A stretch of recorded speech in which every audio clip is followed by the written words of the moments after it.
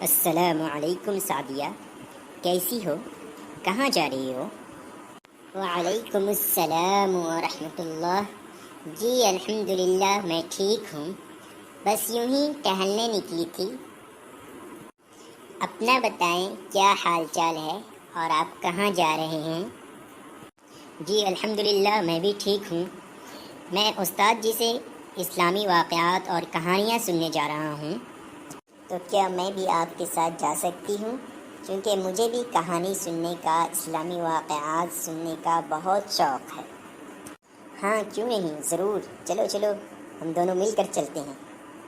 شکریہ بھائی کہ آپ نے مجھے بھی اپنے ساتھ کر لیا۔ السلام علیکم۔ وعلیکم السلام ورحمۃ اللہ وبرکاتہ۔ پیارے بچوں، خیریت سے ہیں آپ لوگ؟ کہیے کیسے آنا ہوا؟ استاد جی، ہم لوگ اسلامی واقعات اور کہانیاں سننے کے لیے آئے ہیں۔ اچھا، ماشاء اللہ ماشاء اللہ۔ تو چلیے آج ہم آپ لوگوں کے سامنے ایک واقعہ سناتے ہیں۔ یہ واقعہ ہمارے پیارے نبی محمد صلی اللہ علیہ وسلم سے متعلق ہے۔ اس واقعے کا عنوان ہے اللہ پر بھروسہ۔ اچھا بچوں، تو شروع کرتے ہیں۔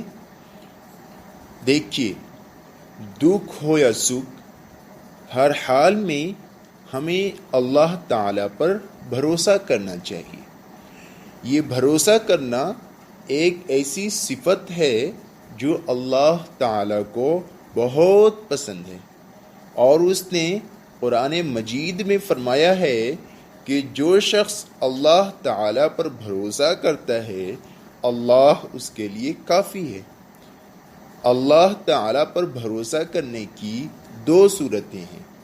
ایک یہ کہ آدمی اپنا ہر کام محنت اور توجہ سے کرے، مگر اپنی محنت اور کوشش کا نتیجہ اللہ تعالیٰ پر چھوڑ دے اور بھلائی کی امید رکھے۔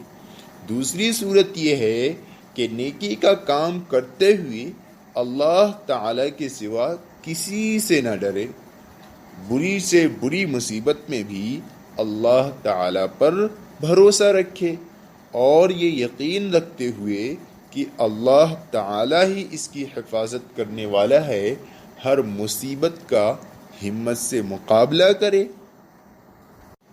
اتنی بات تو سمجھ گئے نا بچوں؟ اب آگے بڑھتے ہیں۔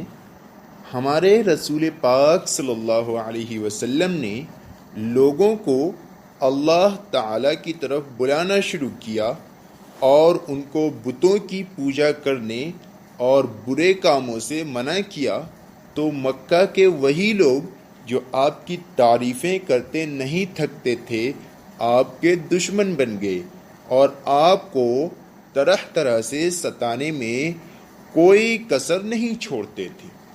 لیکن آپ صلی اللہ علیہ وسلم نے ہمیشہ اللہ تعالیٰ پر بھروسہ رکھا، ہر قسم کی مصیبتیں اور تکلیفیں بڑے حوصلے سے برداشت کیں، اور کسی خوف یا گھبراہٹ کو دل میں لائے بغیر لوگوں کو برابر اللہ تعالیٰ کی طرف بلاتے رہے۔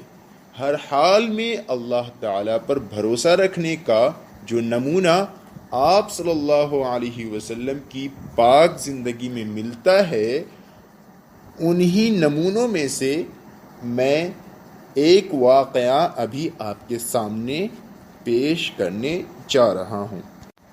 وہ واقعہ یہ ہے کہ ایک دفعہ ایک مہم سے واپس آتے ہوئے رسول پاک صلی اللہ علیہ وسلم اور آپ کے ساتھیوں نے ایک جگہ پڑاؤ ڈالا اور سب لوگ ادھر ادھر درختوں کے نیچے سو گئے۔ رسول پاک صلی اللہ علیہ وسلم بھی ایک درخت کے نیچے سو رہے تھے کہ ایک کافر بدو ننگی تلوار لے کر آپ صلی اللہ علیہ وسلم کے پاس آیا اور آپ کو جگا کر کہنے لگا کہ اب تم کو کون بچائے گا؟ آپ صلی اللہ علیہ وسلم نے نہایت اطمینان سے جواب دیا، اللہ تعالی۔ اتنا سنتے ہی بدو پر کپ کپی طاری ہو گئی اور تلوار اس کے ہاتھ سے گر پڑی۔ آپ نے وہی تلوار اٹھا کر اس سے پوچھا، اب تجھے کون بچائے گا؟ ڈر کے مارے اس کی زبان بند ہو گئی۔ آپ صلی اللہ علیہ وسلم نے فرمایا، جاؤ، میں بدلہ نہیں لیا کرتا۔ تو پیارے بچوں، یہ تھا آج کا ہمارا واقعہ۔ تو آپ کو یہ واقعہ کیسا لگا؟ ماشاء اللہ، آپ نے بہت ہی اچھا واقعہ سنایا۔ اس واقعے سے ہمیں اللہ پر توکل کرنے کا، اللہ پر بھروسہ کرنے کا سبق ملتا ہے۔ اب سے ہم پورا اعتماد اور پورا بھروسہ اللہ پر رکھیں گے اور کسی سے نہیں ڈریں گے۔ شکریہ استاد جی، آپ نے بہت ہی اچھا واقعہ سنایا۔